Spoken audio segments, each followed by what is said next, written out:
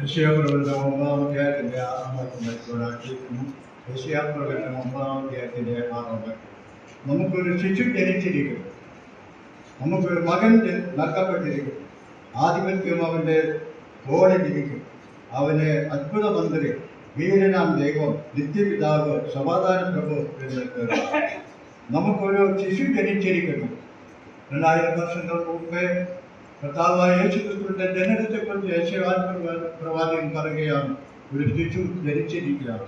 അനേക ദൂതന്മാർ അവന്റെ വളരെ ആഘോഷത്തോടെ പറഞ്ഞു, ശിശു ജനിച്ചിരിക്കുന്നു. ആട്ടിടയന്മാർ കടന്നു വന്ന് അവനെ ആരാധിച്ചായിരുന്നു വായിക്കുന്നു. വീണ്ടും നാം വായിക്കുന്നു, നമുക്കൊരു മകൻ നൽകപ്പെട്ടിരിക്കുന്നു. എപ്പോഴാണ് നമുക്കൊരു നൽകപ്പെട്ട മകൻ? അവനെ നമുക്ക് കാണുവാൻ കഴിയും. യോഹന്നാന്റെ സുവിശേഷം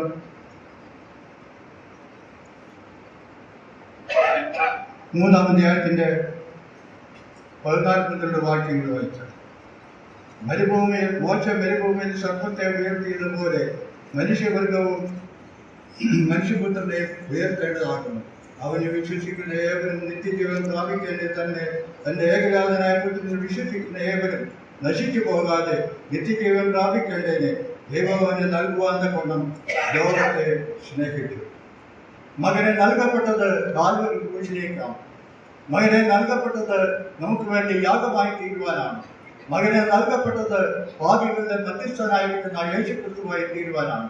മകനെ നൽകപ്പെട്ടത് നമുക്ക് വേണ്ടി പ്രായശ്ചിത്തമായി തീരുവാനാണ്. നാം വായിക്കുന്നുണ്ട് യോഹന്നാന്റെ സുവിശേഷത്തിൽ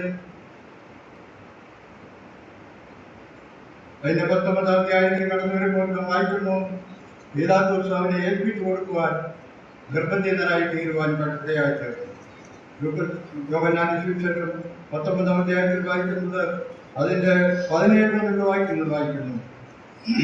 അവർ യേശുവിനെ കൈക്കൊണ്ടു കയ്യേറ്റു.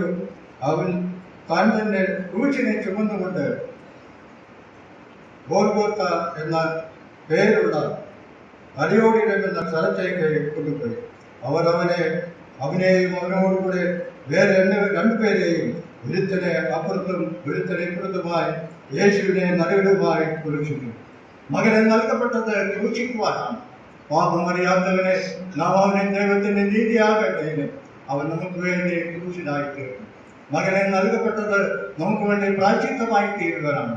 നമുക്ക് വേണ്ടി പാപമറിയാത്ത ദൈവത്തിന്റെ പുത്രനെ നമുക്ക് വേണ്ടി പ്രായശ്ചിത്തമായി തീർന്നുകൊണ്ട് നമ്മുടെ കർത്താവ് നമുക്ക് വേണ്ടി യാഗമായി തീർന്നു.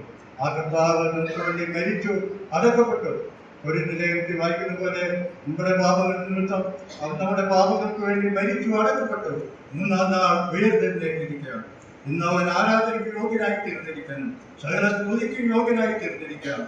വീണ്ടും നാം വായിക്കുന്നത് ആധിപത്യം അവന്റെ മേലിരിക്കുകയാണ്. അവൻ സർവാധികാരിയായി അവന് കടന്നു വരുന്ന ദൈവമാണ്.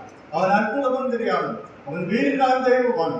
അതുകൊണ്ട് നമ്മൾ സകല സ്തുതിയും സ്തോത്രം അർപ്പിച്ചുകൊണ്ട് നമുക്ക് നൽകപ്പെട്ട മകനെ നമുക്ക് വേണ്ടി യാഗമായി തീർന്നിട്ടാണ് ഓർത്തുകൊണ്ട് സ്തുതിയും സ്തോത്രം അർപ്പിച്ചുകൊണ്ട് ദൈവത്തെ മഹത്വപ്പെടുത്താൻ ദൈവത്തിന്റെ നാമം എന്നേക്കും ഓർക്കപ്പെടണം.